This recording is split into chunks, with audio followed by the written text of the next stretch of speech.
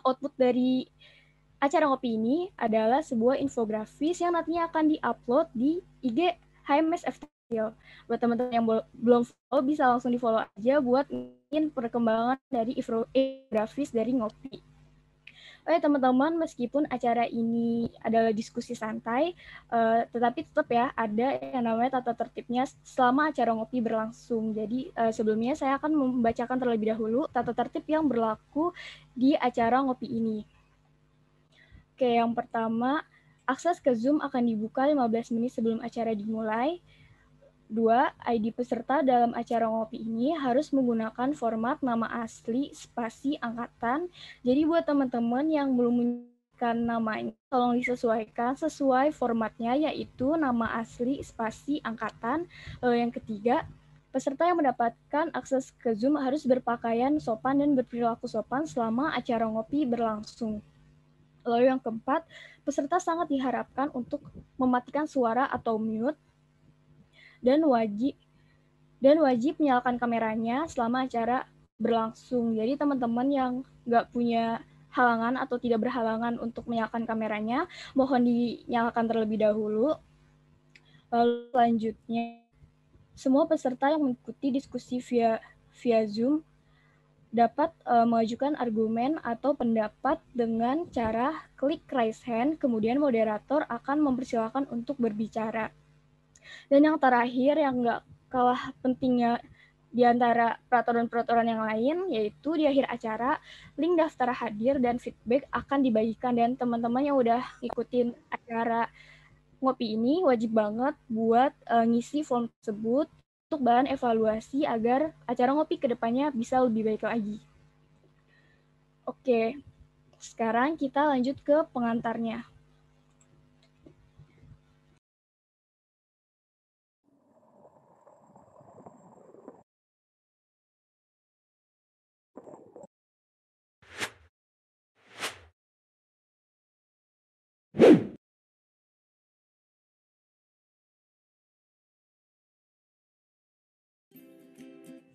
Assalamualaikum. Halo teman-teman semua. Gimana nih kabarnya? Semoga dalam keadaan sehat ya teman-teman. Pada pertemuan ngopi selanjutnya, kita akan membahas tentang amblesnya jalan tol Cipali. Ruas tol Cikopo Palimanan atau biasa disebut dengan Cipali, kilometer 122 arah Jakarta, mengalami ambles. Keretakan sepanjang 40 meter yang terjadi di kilometer 122 plus 400 arah Jakarta yang berada di wilayah Subang ini ditemukan pertama kali pada tanggal 8 Februari tahun 2021 pukul 4 sore. Kira-kira apa saja ya yang menyebabkan amblesnya jalan tol Cipali dan apa saja dampak yang ditimbulkan? Pasti kalian penasaran kan bagaimana keseruan diskusi ilmiah ngopi selanjutnya? So, stay tune teman-teman. Sampai jumpa di Ngopi, Ngobrol Perkara Ilmiah.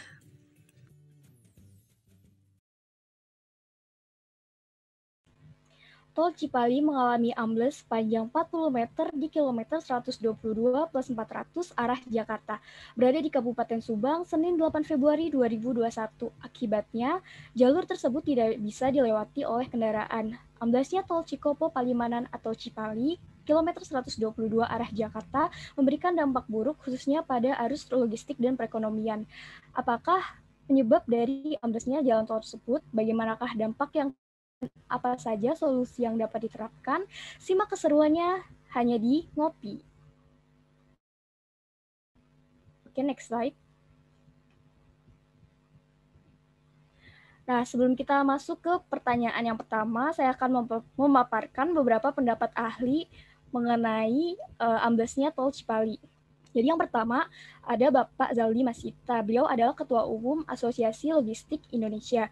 Menurut beliau, dampaknya dari amblesnya tol Cipali ini akan sangat parah dan dia menuturkan hal itu akan mengganggu semua distribusi barang di Jawa.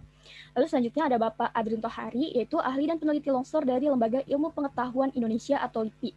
Menurut beliau, Penyebab amblesnya tol Cipali kemungkinan sistem aliran air atau drainase permukaan di badan jalan, lereng, dan kaki lereng tidak berfungsi semestinya.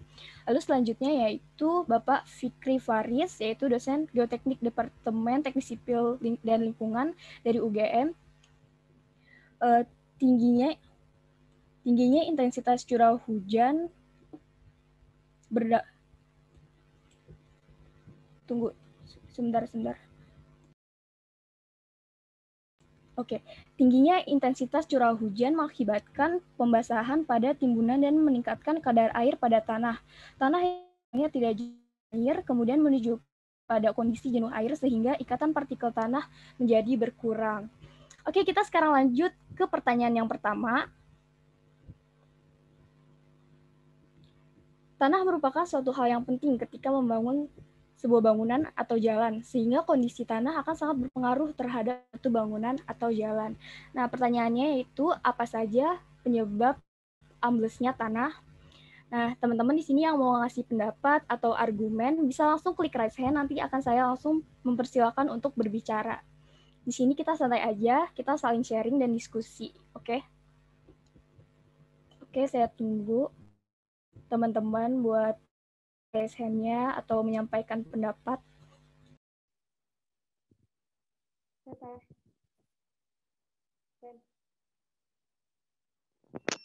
Reni?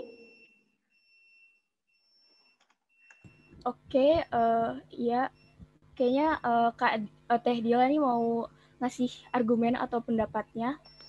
Boleh dipersilakan. Ren, sebelumnya screen kan ya? Boleh. Oke, sip. Ntar ya.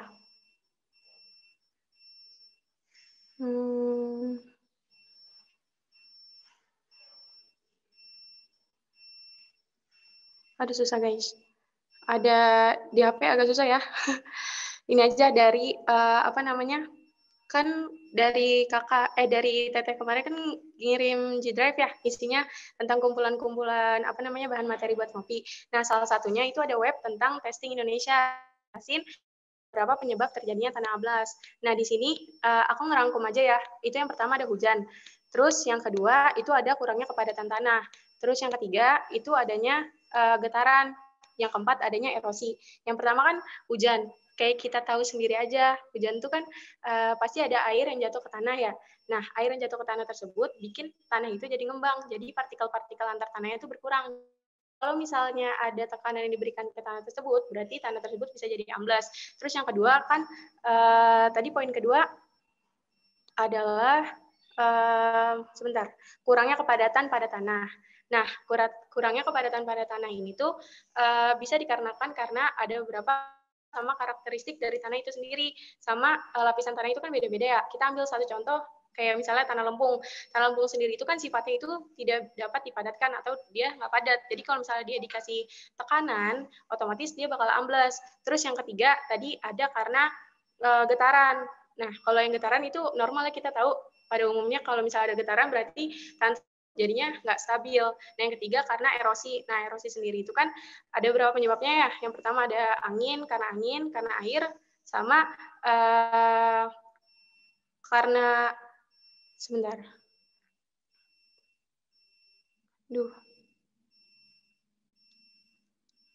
Oh, dan yang lainnya. Jadi kayak gitu aja sih deh. Aku hal itu aja yang bisa aku sebutin. Makasih.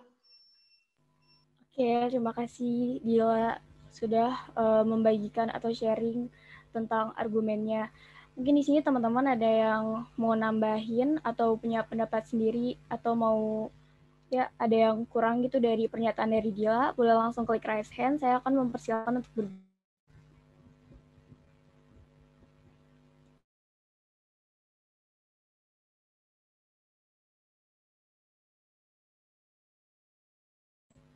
Oke, sini udah ada Ulia ya yang raise hand.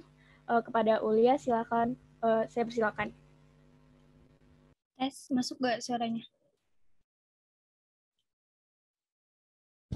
Suaranya ada gak?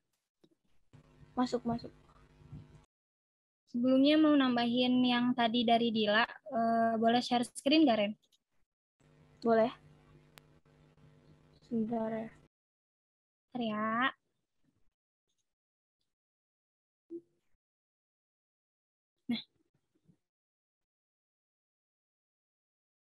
Jadi itu sebelumnya gue udah baca-baca artikel gitu, terus gue pindahin ke Word.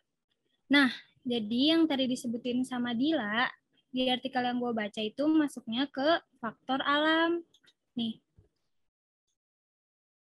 Nah, di sini gue bakal nambahin, kalau misalnya di artikel ini dijelasin selain faktor alam, yang nyebabin tanah ambles itu ada yang disebabin oleh manusia. Apa aja sih yang disebabin oleh manusia? Nih.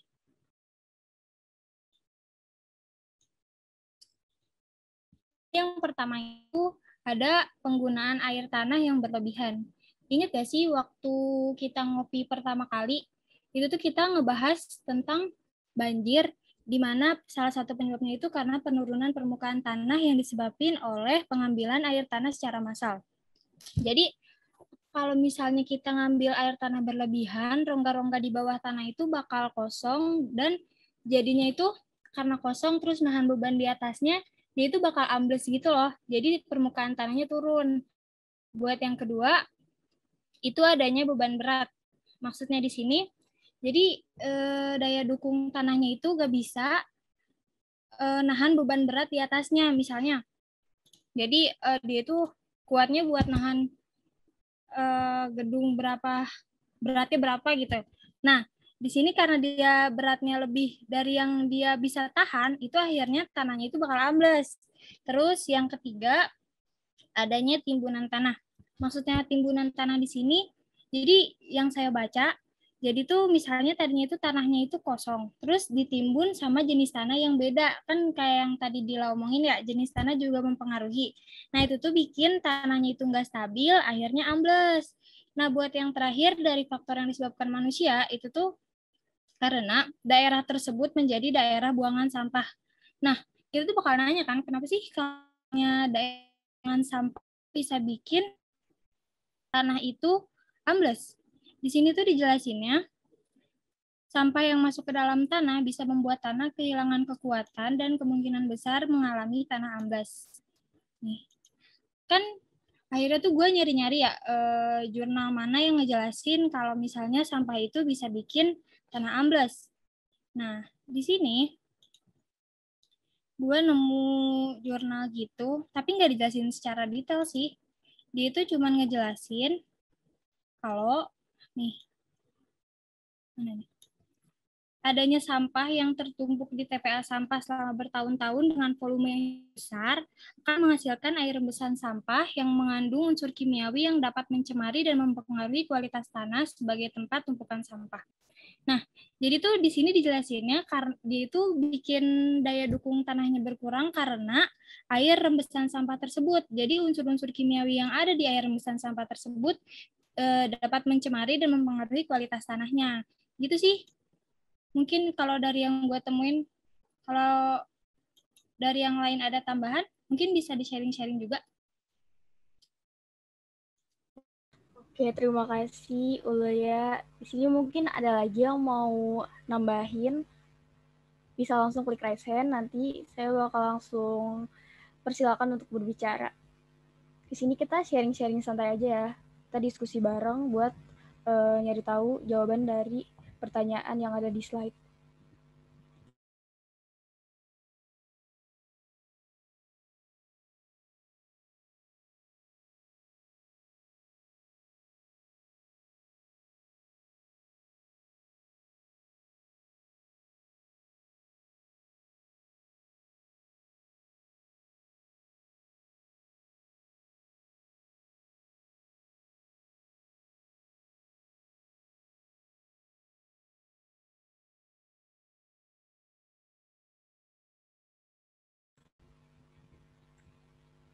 Oke, Bang An, yang raise hand, boleh Bang dipersilakan untuk berbicara. Oke, ini teman-teman Akpro ya, saya juga selaku kadepnya terkejut ya, lihat pembahasannya ini menarik loh. Kalian tanya-tanya dulu ya, nyiapin berapa lama nih buat materi sekarang?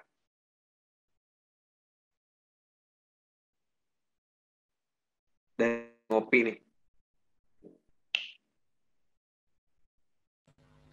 Maaf Bang, suaranya putus-putus, boleh diulang? Oke. Ini menarik ya bahasanya tentang apa namanya? Tentang tol Cipali gitu. Dari tim ngopi sendiri berapa waktu ini buat nyiapin materinya nih? Sekitar 3 mingguan gitu Bang. Minggu ya, oke. Tadi saya tertarik tuh sama bahasannya Dila yang dia bilang kan ada unsur tanah yang kurang padat gitu. Nah kan kebetulan nih semester 4 saya agak lupa gitu ya. Ada tuh metode pemadatan tanah. Coba eh, ingetin saya sih tentang metode pemadatan tanah. Lumayan ini penting juga ya buat teman-teman semuanya tentang pemadatan tanah tuh. Itu kalau nggak salah di Mektan 2 deh kalau nggak salah. Dapat nggak tahu Mektan 1 Mektan 2. Boleh nggak dijelasin sama Dila yang tadi yang pemadatan? Oke, segitu aja dulu. Oke, terima kasih ya Bang. Mungkin Dila atau Ulya bisa langsung jawab aja ya.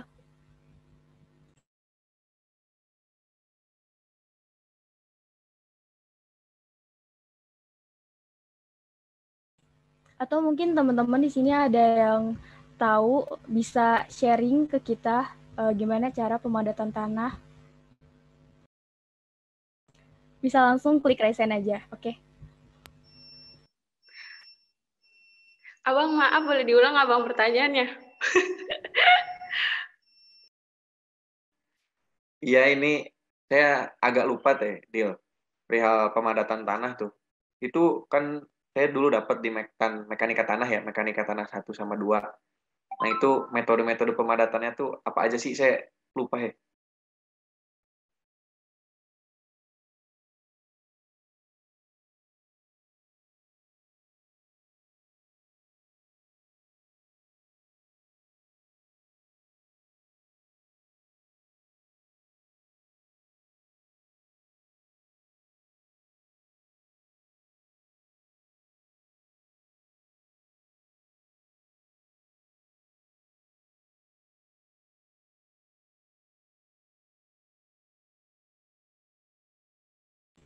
Oke, di sini ada Iqbal, raise hand, mungkin mau nambahin atau menjawab pertanyaannya Bang Aldian. Baik ya, Bismillahirrahmanirrahim. Nah, Bang ini mah dari pengalaman ya. Kebetulan juga saya beberapa kali diajak Pak Cucu ke beberapa proyek buat melihat proses pemadatan tanah itu sendiri ya. Buat pemadatan tanah tuh biasanya kalau jalan tuh menggunakan apa tuh yang namanya yang mobil penggiling buat tanah tuh? Ya lor apa? Rumah atau apa ya? Pokoknya yang ya tandem fibroller. Nah, kalau saya tanya waktu itu ya, waktu ke tempat proyek ke Pak Cucu itu katanya buat pemadatan tanah itu ada standarnya lah gitu. Jadi kayak misalnya harus berapa kali digilas bolak-baliknya ada hitungannya lah gitu. Terus buat yang paling yang saya lebih saya tahu itu bukan metode pelaksanaan pemadatannya sih, lebih ke ujinya. Kalau buat jalan itu nanti buat teman-teman mungkin ada 19 ada 20 juga ya.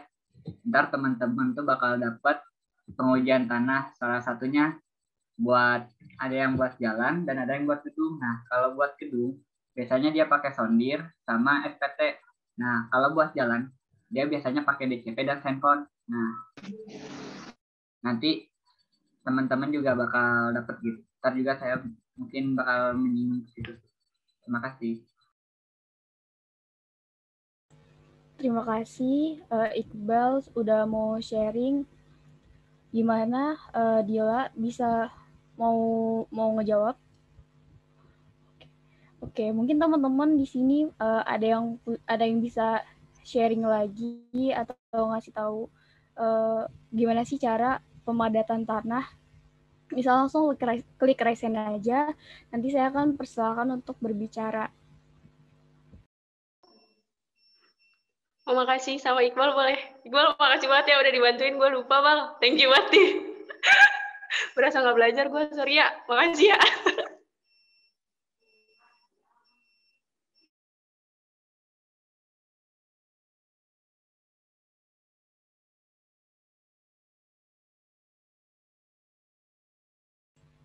Oke, di sini ada yang klik resen lagi ya. Ada Diki Chandra. Wadah Diki Chandra, dipersilakan. Ya, terima kasih sebelumnya suara saya terdengar jelas ya. Iya. Oke, saya melanjutkan saja dari Iqbal tadi yang mengenai pemadatan tanah gitu.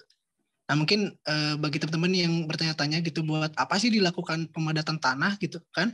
Nah yang pertama itu bisa untuk meningkatkan mutu tanah. Nah melalui itu ya, nah, menaikkan kuat geser tanah dan memperbaiki daya dukung tanah. Itulah kenapa kita harus melakukan pemadatan tanah terlebih dahulu. Kemudian ada untuk memperkecil penurunan atau settlement ya, dan memperkecil permeabilitas, kemudian mengontrol perubahan volume relatif seperti itu. Dan seperti yang tadi oleh Iqbal katakan ya, emang benar ya, kita bisa melakukan uji untuk pemadatan tersebut, ada Sencon dan lain-lain gitu. Dan ada juga nih uji lain yang belum disampaikan oleh Muhammad Iqbal itu, yang saya kenal itu namanya itu adalah standar Proctor test gitu. Ya, itu untuk uji laboratorium misalnya. Itu ada dibagi dua ya. Ada standar Proctor test atau uji kepadatan ringan, dan kemudian ada modified Proctor test, uji kepadatan berat gitu. Dan untuk uji lapangan ada dua lagi nih yang saya tahu ya. Yang pertama itu ada nuclear gauge, dan yang kedua itu ada balon densometer seperti itu. Dan yang lainnya mungkin sama ya seperti yang Iqbal katakan tadi. Itu aja mungkin yang mau saya sampaikan. Terima kasih. Oke, terima kasih Diki. Mungkin teman-teman di sini yang mau nambahin, boleh langsung klik resen aja kayak sebelumnya. Nanti akan saya persilakan untuk berbicara. Sebelumnya ini makasih buat ini apa namanya, teman-teman dari calon semester 5 ya. Ya, saya baru ingat tadi yang dari kata Diki, proktor itu namanya. Itu soalnya sering dibahas sama dosen kita tuh, Bapak Iman ya. Kalau memang di tahun-tahun saya itu. Nah ya, saya tuh lupa namanya sih, sebenarnya lebih ke lupa namanya gitu. Uji apa gitu kan banyak ya sebenarnya. Kalau uji pemadatan tadi kata Diki ada yang nuclear gauge, ada yang segala rupa gitu. Tapi yang utama tuh biasanya pakai proktor. Nah itu lupa. Makasih ya ini buat Diki.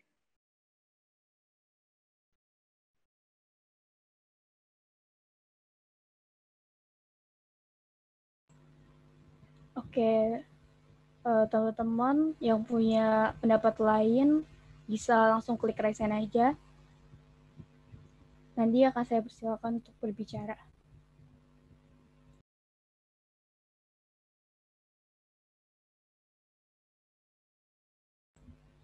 Oke, mungkin cukup ya. Sekarang saya simpulkan. Jadi, apa saja sih penyebab dari amblesnya tanah?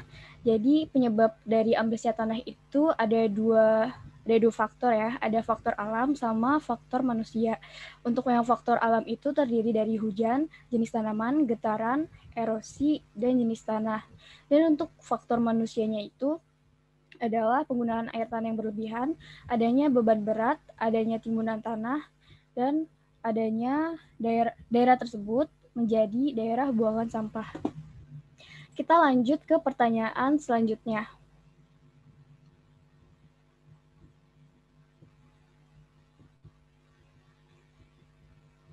Oke, jadi pertanyaan selanjutnya itu, amblesnya jalan dapat dipengaruhi oleh banyak faktor. Di lokasi yang berbeda juga penyebabnya. Nah, apa saja yang dapat menyebabkan amblesnya suatu jalan? Oke, teman-teman yang punya argumen atau pendapat bisa langsung klik resen aja. Nanti akan saya persilakan untuk berbicara. Di sini kita sharing-sharing aja ya. Kita diskusi santai, mendiskusikan apa saja jawaban dari pertanyaan tersebut.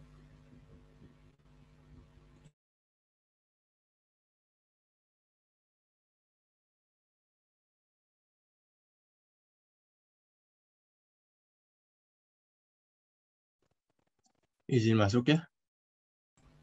Boleh, silakan. Kan pertanyaan itu apa saja yang dapat menyebabkan amblesnya suatu jalan. Nah, menurut saya itu pasti ada hubungannya sama yang tadi, pembahasan yang tadi. Soalnya kalau tanahnya nggak kuat, berarti si jalan itu juga otomatis bakal ambles. Nah, saya dapat beberapa dapat beberapa sumber mengenai amblesnya suatu jalan akibat faktor manusia. Saya izin share screen ya. Boleh. Bentar.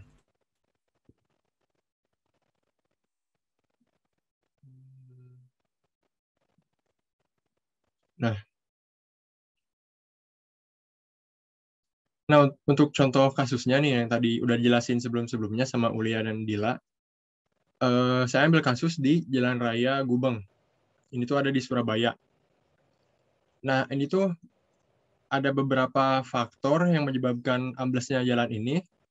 Saya itu dapat beberapa sumber yang berbeda, 3 sumber yang berbeda. Yang pertama dari BBC ya. Menurut pendapat pengamat tata kota dari Universitas Trisakti, yaitu Yayat Supriyatna, saya sudah merangkum pendapat dari beliau tentang penyebab amblesnya suatu jalan Gubeng itu sendiri. Yang pertama, menurut beliau, adalah kondisi tanah yang tidak stabil. Nah, ini juga tadi kan udah dibahas juga, kondisi tanah itu nggak stabil. Salah satu solusi menstabilkan tanah itu adalah dengan memadatkan tanah dengan beberapa metode yang sebelumnya udah disebutin ya. Nah, menurut beliau, menurut Yayat Supriyatna itu, perlunya adanya mikrozonasi, peta mikrozonasi. Jadi, harusnya setiap kota itu punya peta mikrozonasi, jadi supaya tahu kekuatan suatu tanah itu. Jadi, saya ada ininya juga. Nah, seperti ini contohnya nih. Jadi peta mikrozonasi itu ada bermacam-macam. Ada peta mikrozonasi tentang gempa, terus mikrozonasi hasil clustering frekuensi natural juga ada ya. Dan saya juga dapat sumber dari jurnal. Ntar saya searching lagi jurnal.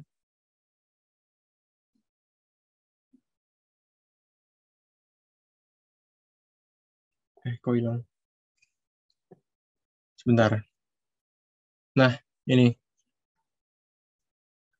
Saya dapat dari jurnal ini tentang penyusunan peta mikrozonasi kerentanan gerakan tanah berbasis penginderaan jarak jauh. Jadi itu sebenarnya lebih ke pekerjaan orang ini ya, ilmu teknik kebumian ya, ilmu kebumian. Jadi untuk mendapatkan informasi-informasi tentang kerentanan gerakan tanah itu bisa didapatkan dari software GIS. Apa itu software GIS? Yaitu Geographical Information System, atau bahasa Indonesia mah sistem informasi geografis ya. Ada beberapa softwarenya, yaitu ArcGIS contohnya. Kita juga sebenarnya belajar nanti.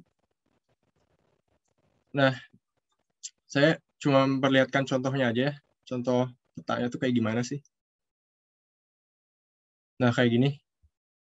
Saya juga nggak tahu gimana cara bacanya. Soalnya belum belajar juga. Nah, kemiringan lereng terjal mendekati 30% menyebabkan material mudah longsor. Untuk kita kembali lagi ke ini ya, ke pendapat para ahli. Nah, solusinya adalah, kan tadi menurut Yayat Supriyatna, solusinya adalah membuat peta mikrozonasi. Nah, sekarang kita ke pendapat ahli geologi. Bentar, screen-nya hilang ya. Nah, ini. Ada pendapat yang lain dari ahli geologi Rofiki Dwi Putrohari, yaitu anggota Ikatan Ahli Geologi Indonesia.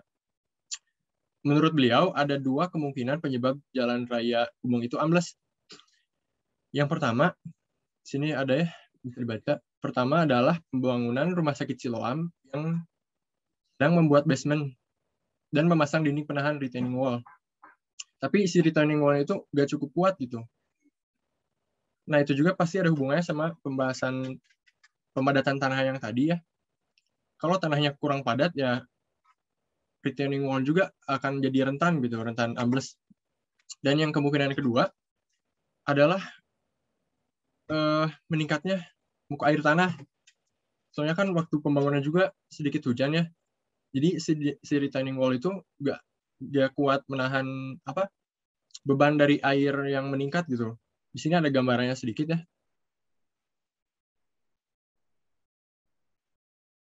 Nah, asalnya air tanah itu segini misalkan. Turunlah hujan, jadi meningkat. Nah, beban yang ke retaining wall ini jadi semakin besar gitu. Akhirnya dindingnya ambrol.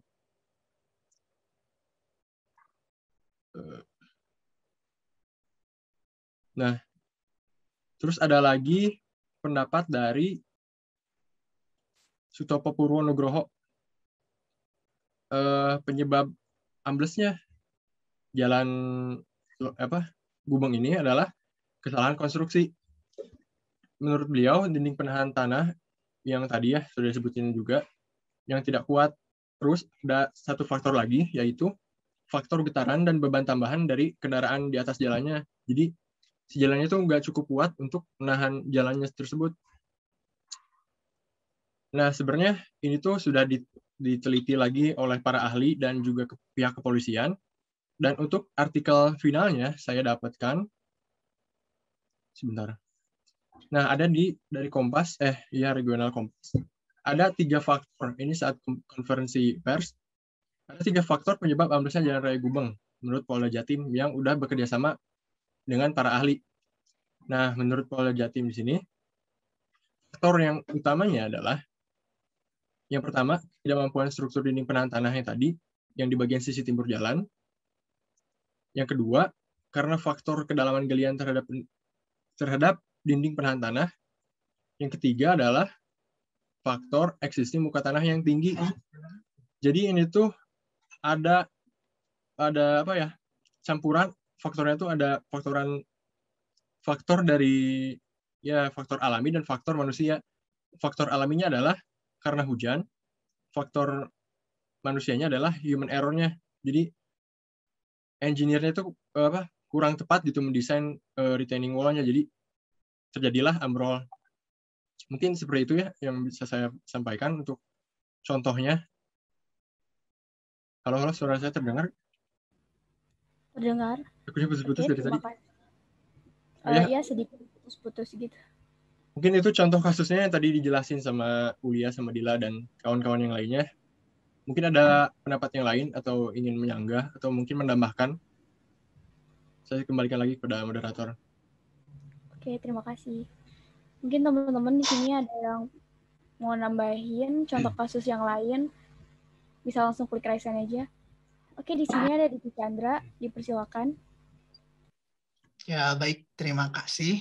Mungkin di sini saya ingin menambahkan ya contoh kasus yang lain gitu, selain dari pemaparan saudara Hilmi gitu. Namun saya sudah menyediakan bahan untuk di-share ya. Karena ini sedikit terkendala, boleh tolong teman-teman bantu share screen-nya. Oke.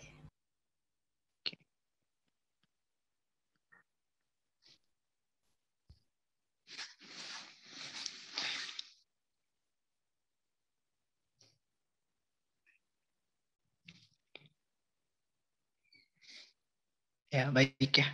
Terima kasih sebelumnya sudah membantu saya. Baik teman-teman, di sini saya ingin mengutip ya sedikit dari salah satu penelitian gitu dari jurnal. Teman-teman bisa lihat sumbernya, dan juga saya melihat dari buku ya Hardiatmo, Mekanika Tanah 1. Nah, seperti itu. Di sini itu membahas mengenai penyebab jalan ambles pada ruas jalan Banjarparakan Meganti Kabupaten Banyumas. Seperti itu ya, teman-teman. Nah, mungkin boleh next. Nah, di sini tujuannya itu yang pertama untuk menjawab ya pertanyaan nih, kenapa sih bisa terjadi longsor lereng dan ambles di ruas jalan Banjarparakan Meganti? Nah, ini dilakukan kajian karakteristik tanah dasar jalan dan stabilitas lereng ruas jalan Banjarparakan Meganti. Nah, seperti itu. Untuk metodenya, untuk mencari karakteristik tanah dasar, nah dilakukan analisa pendekatan parameter batas-batas Atterberg, yaitu batas cair, batas plastis, batas susut, dan kemudian nanti indeks plastisitas atau PI-nya ya. Dan untuk mencari atau menganalisa stabilitas lereng dilakukan dengan angka aman atau faktor safety ya. Kita nanti mencari faktor aman atau faktor safety, FS. Dianalisa menggunakan metode irisan yang dikembangkan oleh Wallenius dengan bantuan software GeoStudio Slope. Oke, seperti itu teman-teman. Dan mungkin teman-teman sudah tidak asing ya mendengar stabilitas lereng gitu. Sudah kita pelajari di semester 4 mungkin yang sudah ya. Bisa juga menggunakan metode yang lain gitu kan. Baik, boleh next. Nah, di sini lokasinya sendiri teman-teman, petanya teman-teman bisa lihat ya. Yang hitam itu merupakan jalannya, Jalan Banjar Parakan Megantinya, dan di sebelah sana ada lokasinya gitu. Sudah dijelaskan. Boleh next. Nah, untuk parameter karakteristik tanah dasar nih. Tanah dasar di jalan ini merupakan timbunan, teman-teman. Dan di sini ada hasil uji tanah dasar ruas jalan Banjar Parakan Meganti nih. Di sini ya. Nah, dilakukan uji pada sampel tanah dasar jalan sampai kedalaman 1 meter nih. Pada 3 titik ya, pengamatan dengan menganggap tanah pada stasiun pengamatan 1, 2, dan 3 itu sama ya. Dan berikut merupakan hasilnya teman-teman. Dan di sini merupakan diolah dari PU Kabupaten Banyumas tahun 2017. Oke, di sana ada berat isi sampai CBR-nya udah tertera datanya. Boleh next. Dan di sini kondisi topografi dan kondisi vegetasi. Karena kan tadi Saudara Ulia ya sudah bilang nih, ada karena faktor alam, ada karena faktor manusia gitu. Jadi di sini dilihat dulu nih kondisi lingkungannya itu seperti apa gitu. Dan di sini di sisi barat, nah kawasan permukiman ya, sisi barat jalan. Dan di sisi timur berbatasan dengan Sungkalan yang bermuara ke Sungai Serayu. Nah, berarti di sebelah timur itu terdapat sungai ya. Kemudian ruas jalannya itu relatif datar dan kemiringan lereng sisi timur. Nah, lereng sisi timurnya ini seperti teman-teman bisa lihat ya, di titik 1 hingga ke titik 3 gitu, kemiringannya. Dan kemudian untuk vegetasi sebelah timurnya terdapat pohon jati, pohon bambu, pohon pisang, dan lain-lain gitu. Namun nih, pemanfaatan lereng jalan untuk lahan pertanian tidak memperhatikan manfaat tanaman sebagai penguatan lereng. Jadi tanaman itu ditanam ya, tidak dimaksudkan untuk menahan lereng tersebut. Oke, lanjut. Di sini kemudian ada karakteristik tanah dasar ya teman-teman. Karakteristik tanah dasar gitu. Di sini tanah dasarnya di bawah timbunan ruas jalan merupakan tanah endapan. Nah, seperti itu ya. Dan menurut kajian nih, baca-baca dari buku Hardiatmo, tanah endapan yang terbentuk berada di area sungai ya, disebut pluvial. Nah, endapan ini sangat mudah sekali longsor bila tidak dalam kondisi tertahan. Seperti itu ya. Dan kemudian ada sifat keplastisan tanah ditunjukkan oleh indeks plastis PI, yaitu selisih batas cair dan batas plastis. Oke, bisa dilihat kita nanti di next slide. Silakan. Nah, teman-teman bisa lihat ya di sini, berdasarkan PI-nya, kita bisa menemukan sifat macam tanah dan kemudian kohesinya. Nah, dikarenakan tadi PI kita itu adalah sebesar berapa tadi? 11,4% ya, 11,4%. Oleh karena itu, sifat tanah ini merupakan plastis sedang dan macam tanahnya lempung berlanau dan kohesi ya, seperti itu. Oke, tanah dasar ruas jalan Banjar Parakan Meganti ini kan 11,4% PI-nya. Oke, seperti itu ya teman-teman. Dan karena ini merupakan sifat plastis sedang ya, nah menandakan karakteristik tanah kurang baik karena dapat menimbulkan penurunan yang berlebih, gerakan dinding, penahan tanah, dan keruntuhan lereng. Seperti itu ya teman-teman. Oke, bisa next. Nah di sini nih kita melihat dari diagram ya, diagram Casagrande ini. Di sini tanah dasar ruas jalan Banjar Parakan Meganti ini dengan nilai batas cairnya ya 69,5%. Nah, menurut diagram ini sebagai tanah MH ya atau lanai plastis tinggi atau OH lanau organik plastisitas tinggi. Oke, teman-teman bisa lihat ya di diagram tersebut. Oke, bisa next. Ya, kita lanjut ke perhitungan ya atau menganalisa stabilitas lereng ini. Yang pertama, analisa dilakukan pada 3 titik ya teman-teman. Dan untuk sudut geser dalam, berat volume, kohesi, dan kadar air tanah dianggap sama untuk ketiga STA. Kita di sini dianggap sama. Kemudian dianggap muka air tanah sangat dalam sehingga tekanan pori diabaikan. Dan untuk clearing seperti yang teman lihat ya. Seperti itu. Boleh next. Nah, di sini kan kita menggunakan software GeoStudio ya. Nah, ini merupakan hasilnya teman-teman, parameter tanah dan hasil analisis stabilitas lereng gitu. Untuk parameternya bisa teman-teman lihat di tabel atau bukan tabel ya, di yang kotak gitu, yang berwarna biru, teman-teman bisa lihat. Dari mulai unit weight-nya, kemudian dari kohesinya ada 8, sekian dan seterusnya teman-teman. Oke, bisa next. Nah, ini untuk STA selanjutnya ya. STA 175. Oke, next. Nah, ini merupakan STA terakhir atau titik ketiga ya, teman-teman. Oke, next. Dan ketemulah angka amannya atau faktor safety-nya itu untuk STA yang pertama 1,52, yang keduanya 1,63, dan terakhir 1,48. Nah, di sini dikatakan stabil karena sudah melebihi batasnya, teman-teman, yaitu 1,25 nih kalau nggak salah. Ketika faktor safety-nya itu lebih dari 1,25, maka itu kita bisa dikatakan lerengnya itu stabil ya. Nah, ketika FS-nya itu antara 1,07 sampai 1,25 tuh. Nah, itu bisa kita bilang lerengnya kritis. Nah, apalagi ketika faktor safety-nya itu kurang dari 1,07, nah itu bisa kita bilang lereng itu labil ya, atau pasti akan terjadi longsor gitu. Oke, seperti itu. Boleh next. Nah, di sini teman-teman bisa dilihat ya. Di sini merupakan ada gambar nih, penampakan dari jalan dan juga lerengnya. Nah, apabila teman-teman lihat di sana dibangun dinding penahan tanah ya, teman-teman, dinding penahan tanah. Nah, itu terbuat dari kombinasi susunan batu kali dan beton. Oke. Dan untuk berdasarkan data nih dari Dinas Pekerjaan Umum Kabupaten Banyumas tahun 2017, perkuatan pada tanah dasar lereng didesain menggunakan pondasi pancang ya, dengan kedalaman 12 meter dari dasar dinding penahan tanah. Tuh teman-teman bisa lihat ya, ada 2 tuh yang ke bawah, itu merupakan pondasinya. Oke. Nah, meskipun pernah dilakukan ya penanganan oleh Dinas Sumber Daya Air dan Bina Marga Kabupaten Banyumas pada tahun 2014, nih sebenarnya teman-teman info nih, jadi di jalan ini itu sudah 3 kali mengalami ambles dan juga longsor dan di titik yang sama. Nah ya, nah pada tahun 2014 atau ketika amblesnya itu kedua kalinya, nah dilakukan penanganan nih ya untuk memperkuat pondasi tiang sampai kedalaman 12 meter. Namun sayangnya belum mampu menyelesaikan persoalan. Kenapa? Karena pada tahun 2018-nya terjadi lagi nih longsor dan juga ambles pada jalan tersebut. Oke.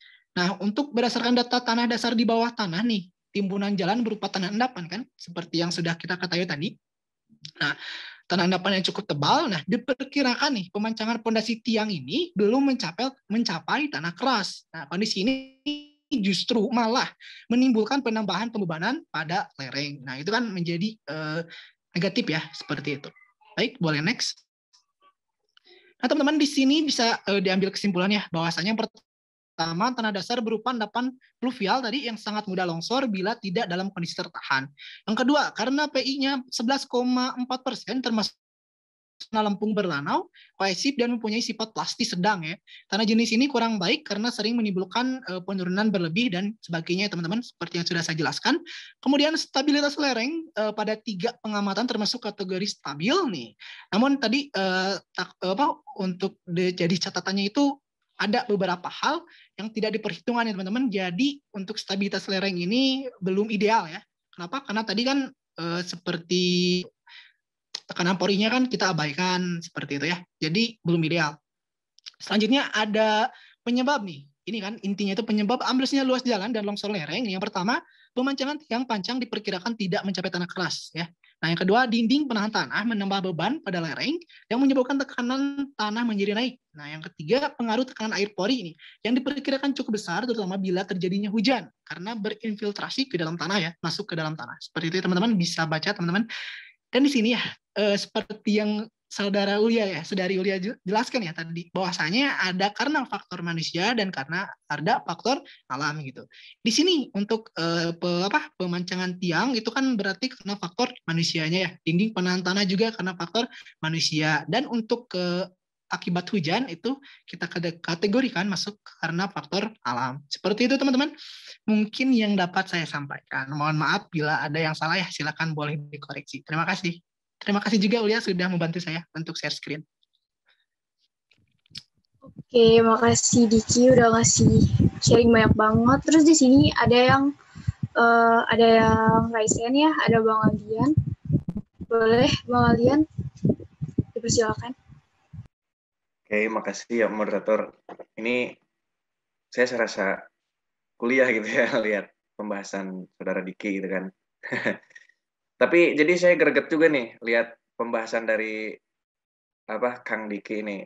Takutnya teman-teman nih malah panas kepalanya. 3 SKS bener ya, 3 SKS bersama Bang Diki gitu. Coba saya boleh nggak buat menyederhanakan sambil nambah-nambah dikit sih. Ini kebetulan karena saya dapat mata kuliah fondasi ya kemarin semester 5, jadi saya juga pengen share gitu, apa sih yang kemarin saya pelajari di fondasi gitu. Oke, ini saya boleh share ya. Oke, nih, jangan sini dulu deh. Kita kenalan dulu sama dinding penahan tanah ya.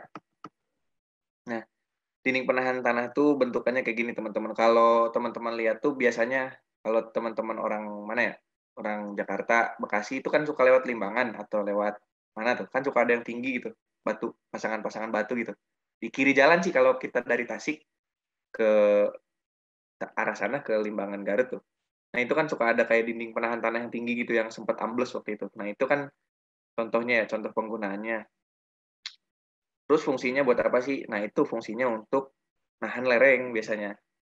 Tadi kan Diki nih bilang nih ada stabilitas lereng ya. Nah betul, memang fungsinya untuk menstabilkan lereng. Nah kalau kemarin kita ninjau tentang lereng itu, ya kan bentuknya kayak gini lah ya. Terus pola keruntuhan lereng itu kita gambarin warna coklat. Pola keruntuhan lereng itu bentuknya kayak gini nih. Ada yang bulat, ada juga yang enggak. Nah, tapi memang yang biasanya dipakai untuk pola keruntuhan lereng itu yang kayak gini. Nah, gimana sih supaya lereng ini enggak turun gitu kan? Ini nih nanti kalau longsor gitu kan, ke bawah. Nah, salah satunya itu pakai dinding penahan tanah gitu kan. Nah, tapi apa sih yang kita tinjau gitu dari fenomena tol Cipali? Kan takutnya gini ya, kita bahas tol Cipali, tapi tadi bahasnya ada yang Banyuwangi, ada yang Kuningan gitu kan. Nah, kalau tol Cipali ini waktu itu pernah saya baca nih, itu teman-teman pasti kenal lah sama Instagram anak teknik Indo kan, pastilah itu yang kuning. Nah dari anak teknik Indo dia bilang bahwa ada pertama karena dinding penahan tanahnya nggak kuat nahan si jalan gitu kan. Terus juga ada tekanan air gitu, tekanan air tambahan sama geotekstil. Nah, geotekstil ini kalau teman-teman belum tahu ya, intinya bukan baju yang dibuat dari batuan gitu, bukan. Tapi geotekstil itu intinya kain yang dibuat secara khusus untuk kayak membantu untuk pekerjaan tanah misalnya nih, tanah di daerah mana ambles terus. Nah, itu kan karena tanahnya tadi yang dibilang sama Dila lempung gitu kan. Itu bisa dilapisin sama geotekstil supaya memang bisa ngatur konsolidasinya, terus bisa ngatur tentang penurunannya gitu. Itu dari geotekstil biasanya. Nah, sekarang kita balik lagi nih. Misalnya nih, saya punya jalan nih di suatu tempat ya. Nah, saya potong di sini. Potongan AA. Nah, di sini potongannya kayak gini gitu. Nah, ini dinding penahan tanahnya di sebelah kiri ya. Kelihatan ya, teman-teman? Nah, si beban merata ini kan kita juga kenal lah di statika atau di mana ya, di analisis struktur. Nah, beban ini itu tuh sebenarnya representasi dari jalan ini nih. Nah, yang 10 kilonewton. Nah, nih, gitu. Dari aspal ini. Kan kita juga kalau semester 4 tuh kemarin baru ngitung aspal-aspalan, tebal base gitu kan ya. Bener nggak, Ren? Bener, Bang. Iya, Bang, Betul ya? bener. Nah, kita ingat-ingat lagi lah. Ini aspal tuh kan disebutnya lapis atas lapis atas. Ya, gampangnya gini lah. Sorry ya kalau jelek nih. Lapis atas misalnya. Nah, ini kan berarti fondasinya ya. Fondasinya ini base, berarti kan. Base. Ini sub. Base. Nah, kalau yang paling bawah ini namanya subgrade. Tanah kerasnya. Oke, saya nggak bakal bahas tebalnya segimana, tapi hubungannya apa sih sama dinding penahan tanah? Nah, gini. perkerasan ini atau aspal ini sama kawan-kawannya ini kan punya beban nih 10 nih. Nah, punya beban 10. Dia juga mengalami penurunan settlement. Nah, settlement itu kan disebabkan sama beban yang di atasnya ya. Nah, ini nggak tahu kita nih settlement-nya gimana terjadinya. Cuman kita bisa model ini sebagai beban titik misalnya di sini. Oke. Sebagai beban P misalnya ya. Nah, ternyata pengaruh si beban merata ini dia bisa turun kayak gini. Seluas ini nih. Nah, ke dinding penahan tanah ini gitu. Terus nanti kita analisisnya cari titik beratnya nih. Nah, di X gitu. Nah, oke. Sampai sini paham ya. Terus nih, dari beban merata ini kan harusnya kita tahu ya dimensi berapa yang pas buat si dinding penahan tanah. Nah, anggaplah dimensinya yang ada segini gitu. Yang adanya segitu. Nah, terus di sini karena dia tanah, kita ingat sama beban segitiga yang ada di statika ya. Beban tanah itu semakin ke dalam, itu semakin besar. Sama kayak air. Air juga semakin dalam, semakin besar. Nah, kita kan nggak tahu nih, apa namanya, apakah ada air atau enggak. Cuman kata yang si anak teknik Indo itu, katanya ada muka air gitu. Nah, muka airnya kita asumsikan di ketinggian segini nih. Nah, segini nih. Logo air itu gimana sih? Logo air gini ya. Nah, kayak gitulah. Maaf nih kalau jelek nih. Nah, udah mah dibebanin sama aspal nih. Beban 1. Ini beban tanah. Nah, kalau ada muka air, dia bakal nambah lagi bebannya di sini. Nah, tapi penambahannya dari sini, nggak sampai atas gitu. Nambahan beban airnya nih. Nah, kayak gini. Jadi yang tadi disebut Diki tentang faktor aman itu datangnya sebenarnya dari analisis ininya nih. Kalau secara manualnya ya, kan tadi kalau analisis menurut Diki pakai GeoStudio atau apa gitu. Nah, kita harus tahu dulu secara fisikanya itu kayak gimana gitu, teman-teman. Jadi nanti kita ketika cerita ke teman-teman atau, kenapa nih tol Cipali ambles? Itu karena dinding penahan tanahnya nggak kuat. Wah, tahu dari mana gitu. Nah, kita bisa jelasin secara fisikanya gitu. Dari aspal, dia ke apa ke dinding penahan tanah ini nurunin beban, terus ditekan lagi sama tanah, terus misalnya ada muka air ditekan lagi sama air. Nah, di sini ada 2 stabilitas yang kita hitung. Apa aja sih stabilitasnya? Nah, pertama ada geser. Nah, kan kalau di statika mah disebutnya momen ya. Nah, kalau di dinding itu disebutnya guling. Nah, gitu. Tadi juga faktor keamanan lereng ada ya. Nah, di sini juga faktor keamanannya ada. Nah, kan kalau kita belajar statika tuh identiknya misalnya ya kayak gini sigma P sama dengan 0 gitu. Nah, sedangkan kalau di sini itu bukan kita cari 0 terus oke gitu kan. Beda. Kalau di dinding penahan tanah misalnya nih, misalnya saya asumsiin si tekanan 1 2 3 ini itu sekitar berapa ya? 400 kilonewton. Nah, secara logika 500 ini nih si kekuatan dinding penahan tanah ini 500 juga harusnya kuat dong. Bener nggak kalau secara logika? Misalnya kan ini dindingnya 500 kilonewton, terus si tekanan tanah, air sama aspal ini 400 kilonewton kalau di total-total. Nah, logikanya gitu kan. Cuman kalau di dinding penahan tanah itu faktor amannya atau kita sebut safety factor itu harus lebih dari 1,5 gitu. Jadi gampangnya si kekuatan dinding penahan tanah ini harus 1,5 kali lebih kuat dari si 400 ini gitu. Nah, tapi kalau bisa emang lebih lebih besar gitu. Tapi gimana kalau nanti safety factor kita yang yang udah kita hitung terus kita dapat safety factor si dinding ini 20 gitu. Nah, itu nggak boleh juga. Safety factornya misalnya 20, lebih dari 1,5. Nah, ini nggak boleh. Ini berarti materialnya boros. Berarti kita harus kompres lagi dimensinya itu sampai misalnya 1,89. Nah, ini boleh lah. Kayak gitu. Nah, secara fisikanya kayak gitu ya. Ini penerapan di teknik sipil misalnya. Oh, ini kok pusing banget ya penerapannya kayak gitu. Nah, Wayahna kalau di bahasa Sunda. Ini teman-teman perlu paham karena di mana-mana ini kepake. Bahkan proyek dana desa aja bikin kayak ginian gitu. Suka lihat kan misalnya di desa suka ada kayak prasasti gitu diresmikan sama siapa. Nah, itu proyek dinding penahan tanah walaupun receh gitu ya. Hitungannya misalnya cuma nutup dinding dekat sungai gitu. Itu lumayan lah buat teman-teman bisa jadi pengalaman kerja gitu. Oke, paling saya menyederhanakan dari Diki, cuman memang ini agak walaupun disederhanakan tapi lumayan lah ya, agak nguras otak juga nih. Ya pokoknya gitu. Kita recall lagi ya dari awal. Intinya aspal punya beban nih. Gak mungkin kan aspal ini beratnya 0 kilo kan. Nah, gak mungkin kan. Ini misalnya aspalnya 5 cm lah, 5 cm. Dia punya beban. Nah, bebannya disalurkan ke dinding ini gitu. Lalu si aspal juga mengalami penurunan. Nah, penurunannya bisa kita jadiin beban. Nah, bebannya beban P misalnya. Nah, nanti kita gambar lagi nih si pola pembebanannya kayak gimana. Nah, ini distribusi bebannya kayak gini gitu. Harus dicari dulu titik beratnya. Nah, nanti kita analisis lagi sampai dapat momen, sampai dapat gaya geser.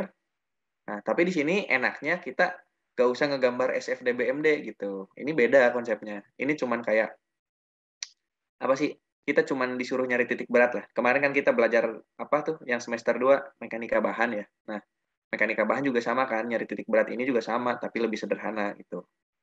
Oke.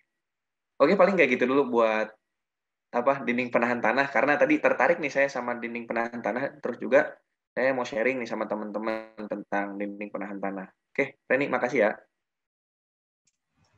Makasih banyak Bang Aldian. Wah, kita dapat banyak banget nih dari Bang Aldian mengenai detail dari dinding penahan tanah nih. Terus di sini teman-teman ada lagi yang mau nambahin atau punya pendapat lain?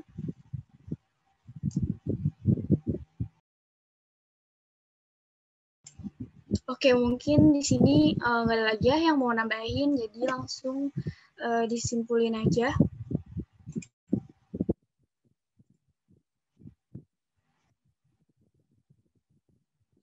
Oke, apa saja yang dapat menyebabkan amblesnya suatu jalan? Di sini kita dapat beberapa kasus dari Hilmi, dari Hilmi dan Diki ya. Yang pertama itu amblesnya Jalan Raya Gubeng menurut Polda Jatim. Jadi penyebabnya itu adalah ketidakmampuan struktur dinding penahan tanah sisi timur, faktor kedalaman galian terhadang dinding penahan tanah, dan muka air yang tinggi. Lalu selanjutnya dari Diki yaitu Jalan ambles pada ruas jalan Banjar Parakan Menganti Kabupaten Banyumas. Penyebabnya berdasarkan hasil penelitian yaitu pemancangan tiang pancang diperkirakan tidak mencapai tanah keras. Dinding penahan tanah menambah beban pada lereng yang menyebabkan tekanan tanah menjadi naik. Pengaruh tekanan air pori yang diperkirakan cukup besar terutama bila terjadi hujan. Lalu yang kedua yaitu badan jalan ambles di ruas Jalan Nasional 086 antara Batis Kota Sumedang hingga Cijelak pada kilometer 64 plus 200 hingga kilometer 64 plus 250. Penyebabnya yaitu bentang dan bentuk lahan yang dilintasi jalan dapat membentuk pola aliran air permukaan yang berkumpul tepat di lokasi amblesan badan jalan sehingga terjadi penjenuhan air yang diperparah oleh tidak berfungsinya sistem drainase jalan dan peluang infiltrasi air limpasan hujan yang menerobos rongga atau pori perkerasan. Lalu struktur geologi di dalam badan jalan menunjukkan adanya lapisan batuan lempung dan tuf yang memiliki tingkat pelapukan tinggi. Lalu hasil penyelidikan georadar menunjukkan bahwa kedalaman amblesan dapat mencapai 5 meter dengan luasan 8 kali 25 meter. Oke, kita lanjut ke pertanyaan selanjutnya ya. Next slide. Oke, kita langsung ke pertanyaan intinya yang mungkin ditunggu-tunggu banget nih sama teman-teman. Jadi kita sudah mengetahui beberapa faktor yang dapat menyebabkan amblesnya jalan. Nah, apa saja penyebab amblesnya jalan Tol Cipali? Oke, seperti biasa ya teman-teman bisa langsung klik raise aja kalau mau menyampaikan pendapat atau argumen. Bisa nanti akan saya persilakan untuk berbicara.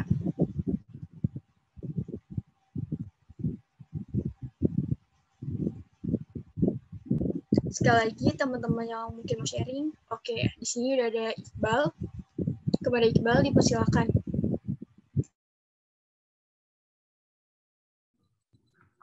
Baik ya. Ini tentang penyebab jalannya amblasnya jalan tol Cipali ya. Kebetulan yang amblas tuh di kilometer 122. Nah, ini tuh kan di daerah Subang ya. Kebetulan juga rumah saya tuh daerah Subang. Nah, sebenarnya buat apa ya, buat orang-orang Subang tuh udah nggak aneh lah kalau misalnya ada berita jalan jelek tuh, soalnya emang ada beberapa faktor gitu yang menyebabkan beberapa jalan tuh rusak gitu. Salah satunya jalan tol Cipali ini. Nah, biasa sini ya teman-teman.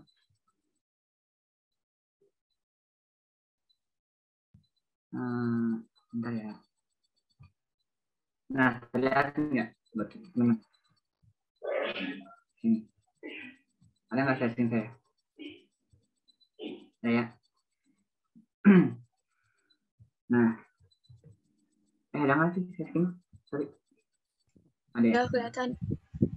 Ada ya? Nah, menurut Kepala Pusat Vulkanologi Mitigasi Bencana Geologi, nah, amblasnya tol Cipali itu karena material timbunan yang kurang padu. Nah, menurut saya ini jadi faktor yang utamanya. Soalnya gini, bentar, saya jelasin dulu ya kondisi kota Subang. Nah, kalau di Subang tuh biasanya ya, kayak apa ya, kalau pembagian secara sosial gitu ya, pembagian wilayah, bisa dikatain kayak apa ya, orang bagian Tonggo sama bagian hilir. Jadi kayak kalau hilir kan di bawah, nah Tonggo tuh daerah pegunungan lah gitu. Nah, buat Subang sendiri tuh kita bisa lihat ya petanya di sini. Nah, di bagian sini tuh biasanya udah mulai dataran rendah. Nah, di sini tuh dataran tinggi nih, daerah 13, 14, mulai naik lah gitu datarannya tuh. Nah, kenapa sih ini ada hubungannya sama jalan amblas ini? Karena di Subang itu kondisi tanahnya tuh berbeda-beda gitu. Apalagi dengan kondisi geografi yang ada dataran tinggi, dataran rendahnya. Jadi benar-benar apa ya, perlunya memperhatikan kondisi tanah gitu. Nah, jadi apa sih hubungannya material kurang padu ini dengan kondisi tanah? Nah, kita lihat dulu ya bentar. Di 100 km 122 tuh di daerah nomor 17 ini nih, di Kecamatan Cipunagara. Nah, kebetulan buat Cipali ini itu juga kecamatan saya juga kelewat gitu di nomor 20 di Dawan. Nah, jadi saya rasa di Cipunagara sama di Dawan juga kondisi tanahnya nggak terlalu berbeda lah gitu. Nah, daerah sini tuh biasanya tuh tanahnya tuh tanah lempung. Nah, kata Dila tadi kan tanah lempung tuh kurang baik buat menyerap air ya, dan gampang longsor. Nah, jadi saya simpulin aja gitu. Beberapa tanah daerah sini tuh mulai ke tanah lempung lah gitu. Nah, terus apa sih hubungannya dengan material yang kurang padu dari kondisi tanah lempung ini? Nah, teman-teman yang angkatan 19 ke atas mungkin udah dapat ya materi ini, petunjuk terancur dengan metode analisis komponen. Nah, buat teman-teman 20 atau mungkin ada 21 ya, 20 doang ya.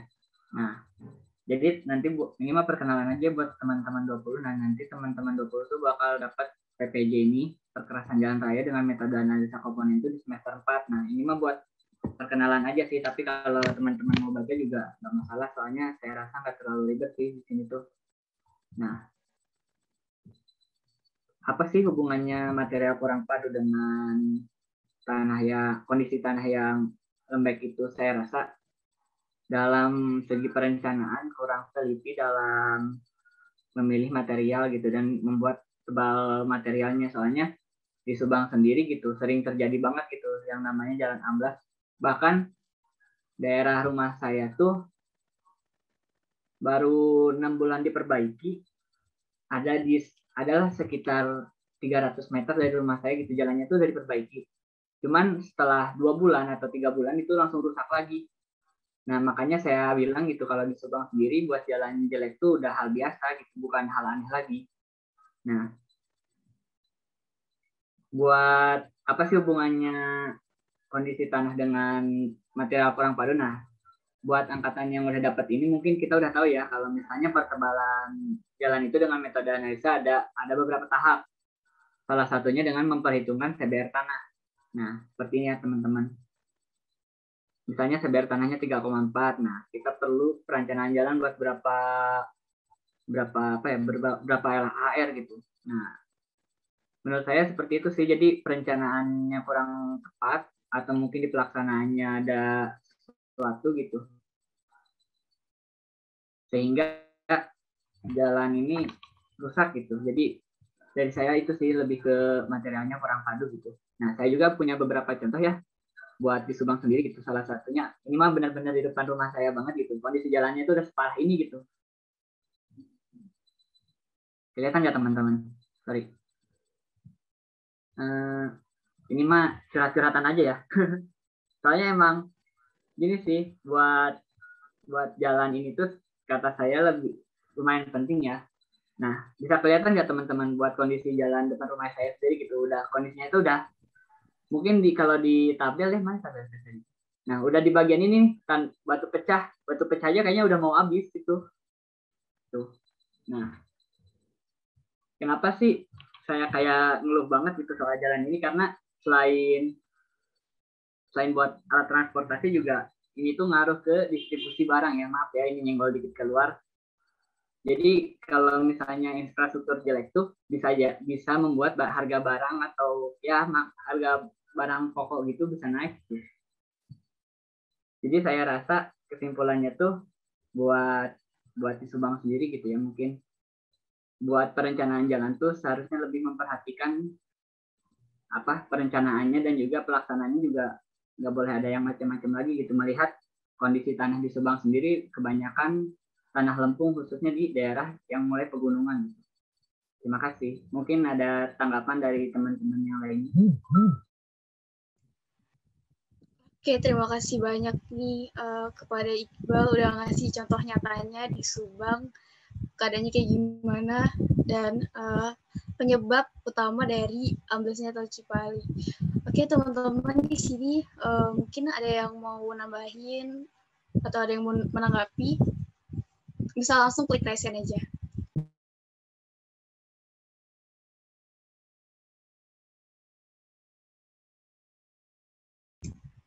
Oke, mungkin dicukupin ya untuk pertanyaan yang ini. Jadi saya simpulkan ya dari pertanyaan penyebab dari amblesnya Tol Cipali. Kesimpulannya yaitu pembangunan jalan harus benar-benar memperhatikan material dan proses pekerjaannya disesuaikan dengan keadaan tanah yang dipakai. Oke, kita langsung lanjut aja ke pertanyaan selanjutnya. Oke. Pertanyaan selanjutnya yaitu rusaknya suatu jalan pastinya memberikan banyak kerugian. Nah, apa saja sih dampak amblesnya jalan Tol Cipali?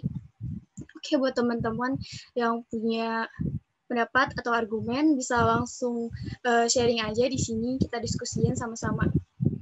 Tinggal klik raise hand, saya akan langsung mempersilakan untuk berbicara.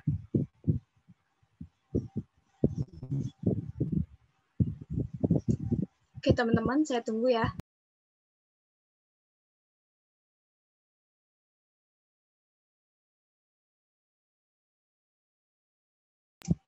Oke, di sini udah ada Ucup ya. Kepada Ucup, saya persilakan.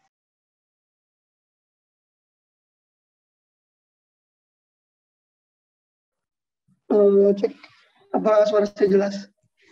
Jelas. Ini mohon maaf ya, misalnya ada betul koneksinya, saya ada kontraknya jelek sih sinyalnya, aduh. Ya, jadi mungkin seperti ini ya teman-teman ya. Jadi dampak dari amblesnya Tol Cipali ini sebenarnya punya banyak banget gitu dampaknya, dari dampak berantai dan dampak kepada masyarakat yang ada seputaran di tol gitu. Nah, kayak contohnya nih, saya ambil dari jurnal atau modul dari Direktorat Tata Ruang dan Pertahanan, Bappenas ya. Jadi di sini tuh ada tulisannya, ada kutipannya lah mungkin ya, yang saya kutip ya. Jadi infrastruktur merupakan roda pergerak pertumbuhan ekonomi. Dari alokasi pembiayaan publik swasta, infrastruktur dipandang sebagai lokomotif pembangunan nasional dan daerah. Nah, mungkin kita dapat simpulin ya dari kata-kata itu, mungkin gitu ya, dari apa ya, dimana ketika kita misalkan ada suatu salah di infrastruktur menurut dari jalannya pertumbuhan ekonomi itu ya. Nah, oke. Nah, di ini juga ada kata-kata di studi Amerika ya, dari siapa? Ini bacanya apa anjir? Auser dan Munel. Nah, itu tahun 1990. Jadi menunjukkan investasi terhadap pertumbuhan ekonomi 60%. Jadi atau pergerakan di daerah tersebut itu 60% bakal terhambat mungkin. Sepakat ya teman-teman ya dengan perkataan saya tadi ya. Nah, terus dari hasil jurnal tadi saya baca-baca berita nih. Nah, ketemu dari Detik Finance kebetulan nih. Nah, dari Detik Finance ini berbicara gitu. Jadi di sini punya efek berantai gitu. Dari amblesnya tol Cipali ini dari mulai segi logistik atau pengiriman barang yang terkendala, ekonomi juga terganggu gitu. Contohnya kayak gini, misal kita ambil contoh dari logistik,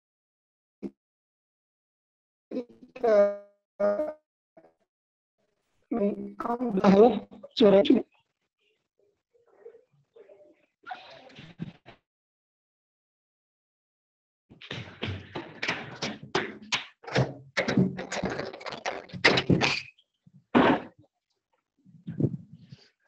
cek suara saya jelas nggak guys? Udah jelas. Oke, jelas ya. Aduh, tadi putus-putusnya sampai mana?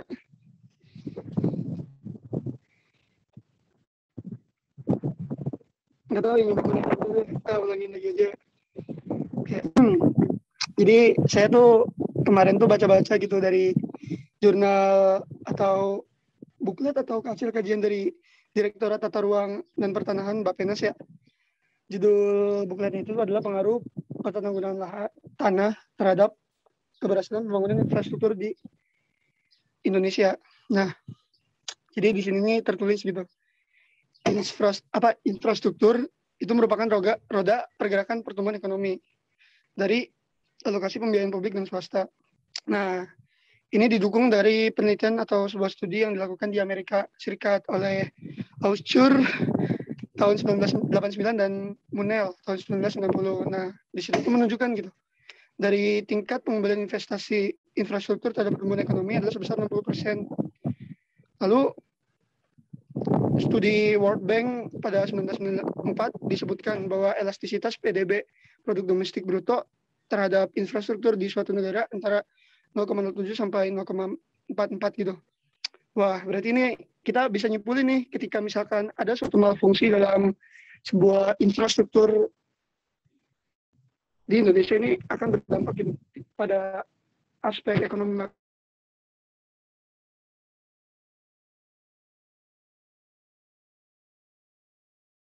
Ini adalah sebuah akses tol yang sangat penting banget gitu di Pulau Jawa khususnya dari segi aspek logistik kayak gitu juga kan pasti lewat situ gitu karena ya cepat gitu ya. Nah, mungkin ini juga saya kemarin baca-baca juga dari Detik Finance kalau nggak salah. Dari Detik Finance ini ada efek berantai gitu teman-teman yang ditimbulin dari amblesnya tol Cipali ini.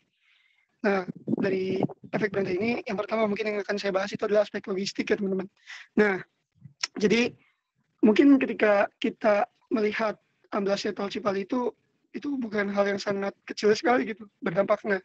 Seperti contohnya ya, permasalahan ini adalah pengiriman barang yang terhambat 1 sampai 2 hari. Nah, teman-teman teman-teman pasti bakal kayak nganggep 1 hari 2 hari doang gitu ya, itu hal biasa. Tapi ketika logistik yang terhambat, otomatis gitu mikirin kayak gimana aspek mikronya lah. Contohnya kayak misalkan buah sayur gitu, ketika terlambat 1 sampai 2 hari itu kan ada kemungkinan gitu buah tersebut yang harusnya cepet-cepet dikasih treatment buat apa gitu, terus jadi terhambat 1 sampai 2 hari. Nah, akibatnya apa? Rusakan buah-buahnya kayak gitu. Terus kalau teman-teman tahu juga di sini, saya tuh ngutip dari Detik Finance juga ya. Nah, jadi logistik di Pulau Jawa itu 90% menggunakan jalur darat. Nah, ini pasti bakal ngehambat banget gitu. Soalnya ya, tol Cipali itu apa? Halo?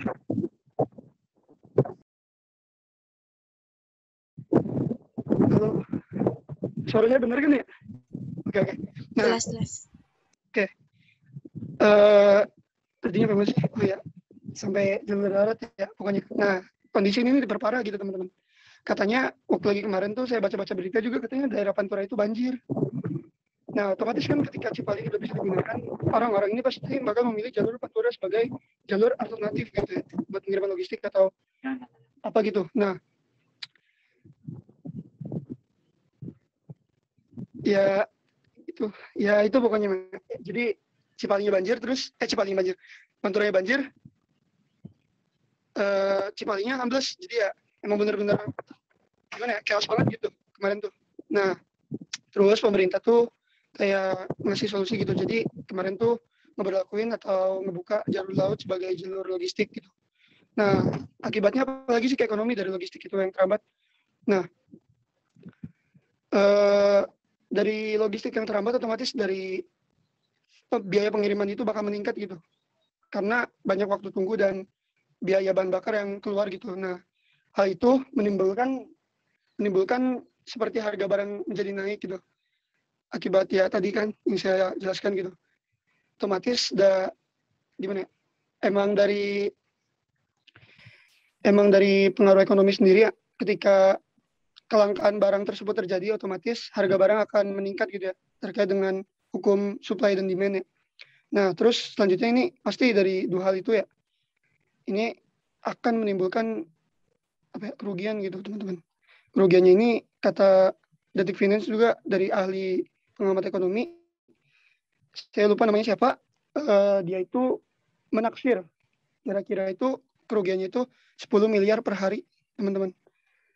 Itu akibat dari gagal ekspor, gara-gara itulah pokoknya pengiriman barang buah yang gagal dan rusak mungkin, sama biaya operasional yang bertambah, mungkin seperti itu ya teman-teman. Oke, saya kembalikan ke moderator. Makasih. Oke, terima kasih banyak kepada Ucup.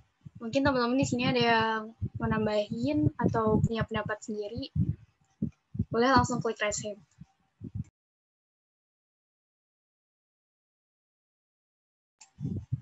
Oke, teman-teman, mungkin udah cukup ya. Jadi langsung saya simpulin aja. Jadi dampak dari amblasnya tol Cipali kilometer 122 itu yang pertama ada logistik, yaitu pengiriman barang terhambat, barang mengalami keterlambatan 1 hingga 2 hari. Kondisi ini diperparah karena jalur Pantura yang tertutup banjir, logistik pada Pulau Jawa 90%, sedangkan logistik pada Pulau Jawa 90% menggunakan jalur darat. Lalu yang kedua yaitu pastinya harga barang menjadi naik, dikarenakan stok barang menipis dan membuat kelangkaan. Lalu selanjutnya itu kerugian ditaksir sampai miliaran rupiah.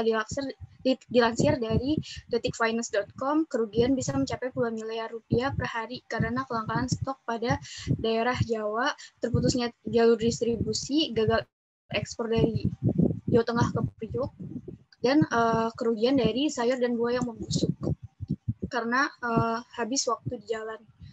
Kita langsung lanjut aja ke pertanyaan selanjutnya. Nah, setelah membahas penyebab, dampak, dan kasus-kasus rusaknya suatu jalan, mari kita diskusikan cara mencegah dan menanggulangi amblesnya jalan tol.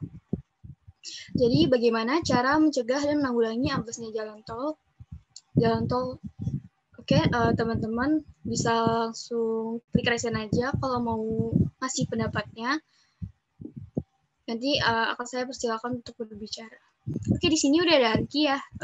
Kepada Anki dipersilakan. Halo, Assalamualaikum teman-teman. Izin menjawab ya.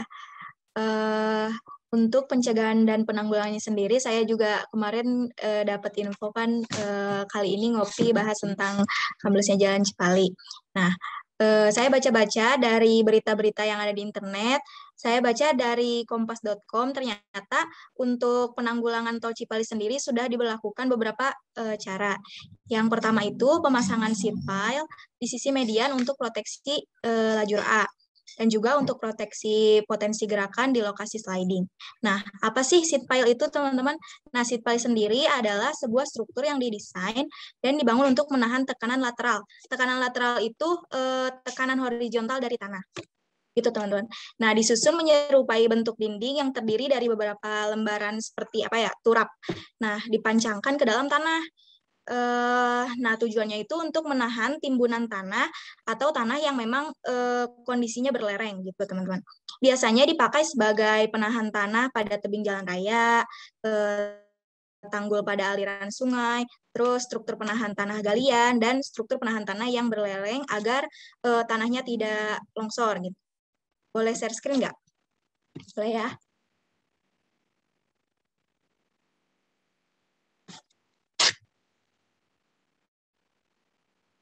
Nah, teman-teman, ini untuk bentuk seat pile sendiri seperti ini jelasnya. Nah, untuk yang kedua, dilakukan penanggulangan berupa pemberlakuan kontraflow. Apa sih kontraflow itu? Kontraflow itu artinya seperti lawan arus gitu, teman-teman. Nah, sistem pengaluran lalu lintas yang ada di sana diubah dari arah normal menjadi kebalikannya seperti itu. Nah, diberlakukan dari mulai kilometer 117 hingga kilometer 126. Nah, untuk yang ketiga, untuk mengurangi beban lalu lintas, dibangunlah 2 lajur sementara. Nah, untuk yang keempat itu ada dibuatnya akses sodetan untuk sementara dari kontraflow jalur A dalam waktu 3 hari. Apa sih sodetan itu? Sodetan itu adalah kayak terusan buatan gitu loh, kayak belokan gitu, yang itu mungkin tujuannya untuk mengurangi beban dari kendaraan itu tadi, yang nomor ketiga. Nah, yang terakhir yang sudah diberlakukan itu adalah dilakukan perbaikan secara permanen dengan menggunakan bore pile untuk menahan longsor. Apa sih bore pile itu sejenis pondasi dengan elemen beton bertulang yang dimasukkan ke dalam lubang. Lubang itu hasil pengeboran, teman-teman. Biasanya digunakan pada bangunan vertikal dengan lapisan lantai yang jumlahnya cukup banyak gitu. Karena bore pile ini kemampuan menopangnya itu lumayan berat, jadi biasanya diberlakukan untuk bangunan-bangunan tinggi dan besar gitu. Nah, untuk bentuknya sendiri sebentar. Nah, ini teman-teman. Nah, bisa dilihat kan, jadi bore pile itu dibor, lalu dimasukkan beton bertulang ke dalamnya. Jadi mungkin emang bisa menguatkan kekuatan tanahnya gitu, supaya bisa menopang yang bagian atasnya. Seperti itu, teman-teman. Nah, saya juga baca dari literatur yang di-share ke teman-teman juga, mungkin di-share ya, yang ada di G-Drive kalau nggak salah. Nah, ada buku petunjuk penyelidikan dan penanggulangan gerakan tanah dari terbitan PUPR. Nah, sebenarnya di situ dijelaskan beberapa penanggulangan yang dapat dilakukan untuk mengatasi ambles atau longsoran atau gerakan tanah ya, biasanya dikelompokkan menjadi satu. Nah, dari PUPR sendiri yang saya baca itu ada beberapa cara. Yang pertama, bisa dilakukan dengan mengubah geometri lereng dengan melakukan pemotongan atau penimbunan, sehingga kemiringannya yang tadinya ekstrim menjadi agak landai gitu, teman-teman. Nah, ini untuk detail pemotongan atau penimbunannya. Yang pertama adalah contoh pemotongan. Bisa dilihat jika bagian atas dipotong, maka yang tadinya lerengnya sangat curam seperti ini akan menjadi agak landai gitu, teman-teman. Yang kedua, ini contoh penimbunan. Jadi tadinya lerengnya itu kemiringannya tinggi, tetapi akibat adanya penimbunan di bagian bawah, lerengnya itu agak landai ke bawah gitu, teman-teman. Nah, untuk yang selanjutnya, tadi kan disinggung juga oleh Diki, tekanan air pori itu berbahaya. Nah, maka diperlukan adanya pengendalian air pori dengan mengendalikan air permukaan. Karena air permukaan itu sendiri menurut dari buku ini merupakan penyebab utama yang akan meninggikan tekanan air pori. Nah, air permukaan juga gimana ya bisa menyebabkan silau teman-teman, maaf. Sebentar. Nah, air permukaan juga menurut dari buku ini tuh bisa menyebabkan ada tingginya penjenuhan pada tanah, sehingga massa tanah itu akan menjadi lembek dan menambah juga berat massa bebannya gitu, berat massa longsorannya gitu. Nah, di samping itu aliran air permukaan juga dapat menimbulkan erosi gitu teman-teman, makanya diperlukan pengendalian air permukaan. Nah, untuk yang selanjutnya berhubungan dengan penyebab amblas yang disampaikan oleh Ulya tadi, adanya air rembesan yang berasal dari sampah itu ya. Ulya kan tadi mengatakan adanya air rembesan sampah itu berpengaruh karena air rembesan sampah mengandung kimia. Nah, hal itu memang tentu saja mempengaruhi kualitas tanah, maka harus dilakukan pengendalian air rembesan juga selain pengendalian air permukaan gitu teman-teman. Yang keempat, tadi banyak dibahas oleh Diki, oleh Bang Aldian juga tentang dinding penahan tanah, terus tiang pancang. Nah, itu tuh biasa dikategorikan sebagai penambatan dan tindakan pada tanah. Biasanya dilakukan untuk menahan ini longsoran dari kondisi tanah yang benar-benar bentuknya tuh lereng atau yang curam gitu, supaya ada penahannya. Nah, biasanya dilakukan dengan pemasangan tadi dinding penahan tanah, tiang pancang, ada juga pemasangan sedimen trap kalau nggak salah. Seed pile juga tadi ada kan. Nah, yang kayak gitu itu disatukan dalam kategori penambatan. Nah, oke teman-teman.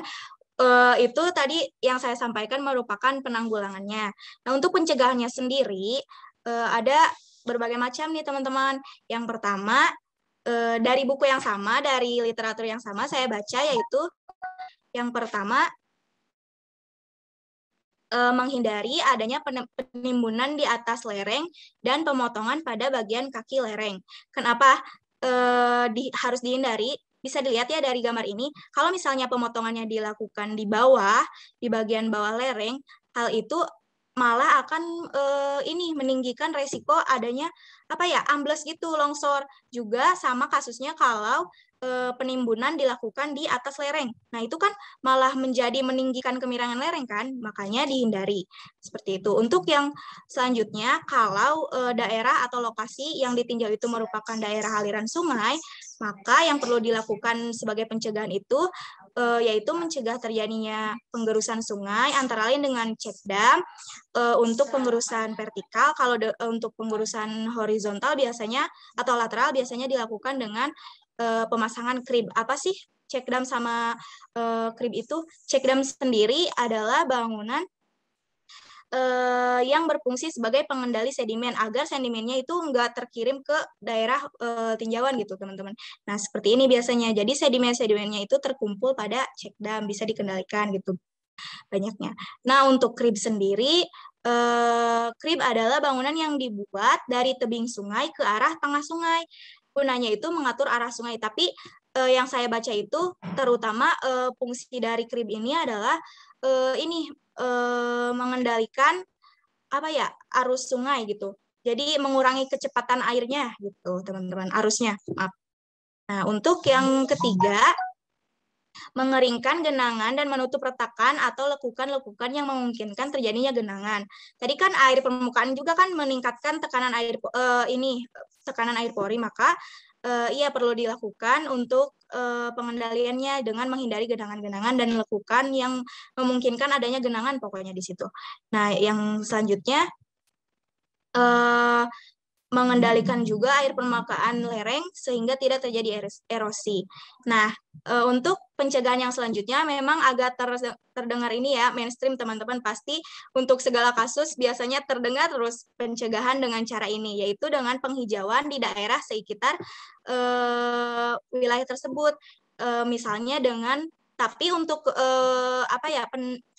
penahan tanah itu biasanya lebih banyak digunakan tumbuhan-tumbuhan seperti bambu gitu yang biasanya bisa menahan gerakan tanah gitu teman-teman.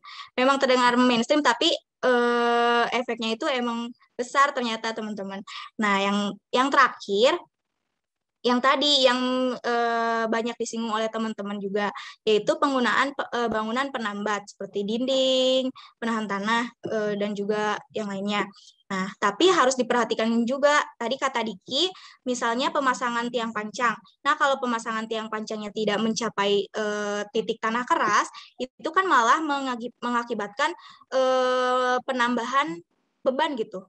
Makanya malah jadi beresiko untuk terjadinya longsoran yang lebih besar gitu teman-teman. Nah, untuk yang tadi juga dinding penahan tanah, kata Bang Aldian, harus diperhatikan apakah dia itu memenuhi angka safety factor atau tidak gitu teman-teman. Itu sih dari aku yang dibaca dari literatur di share kemarin ya. Mungkin cukup. Terima kasih teman-teman. Oke, makasih banyak Anki. Kita udah dapat banyak banget nih cara penanggulangan dan cara pencegahan dari longsornya suatu jalan. Di sini mungkin teman-teman ada yang mau nambahin atau mau sharing, bisa langsung klik raise hand aja.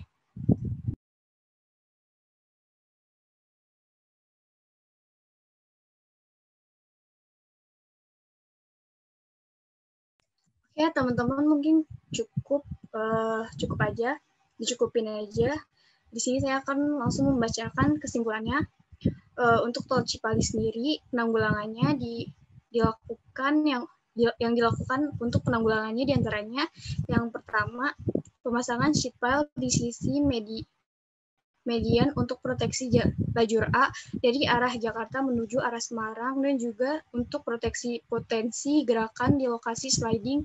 Yang kedua, pemberlakuan kontraflow mulai dari kilometer 117 hingga kilometer 126 sejak Selasa tanggal 9 Februari 2021 pukul 3 WIB dini hari. Lalu yang ketiga, untuk mengurangi beban lalu lintas akan dibangun 2 lajur sementara di median atau detour sepanjang 200 meter dari kilometer 122 plus 300 hingga kilometer 122 plus 500 dengan waktu pengerjaan 10 hari. Lalu selanjutnya itu dibuat akses atau sodetan sementara untuk menuju kontraflow jalur A dalam waktu 3 hari. Lalu yang terakhir, dilakukan perbaikan secara permanen dengan menggunakan bore pile untuk menahan longsor. Lalu selanjutnya pencegahannya yaitu dilakukan dengan tindakan-tindakan menghindari penimbunan di atas lereng dan pemotongan pada bagian kaki lereng, lalu mengeringkan genangan air pada bagian atas lereng. Lalu selanjutnya mengendalikan air permukaan lereng sehingga tidak terjadi erosi yang menimbulkan alur yang semakin dalam, dan yang terakhir yaitu penghijauan. Nah, alhamdulillahirabbil alamin, kita udah sampai di pertanyaan yang terakhir. Teman-teman di sini terima kasih banyak atas perhatiannya. Kurang lebihnya mohon dimaafkan. Jangan lupa juga buat ngisi form feedback dan daftar hadir. Dan kalau misalnya teman-teman ada yang udah keluar duluan, bisa di-share ke teman-teman yang tadi udah ikutan ngopi. Oke, kurang lebihnya mohon dimaafkan. Saya Reni pamit undur diri. Wassalamualaikum warahmatullahi wabarakatuh.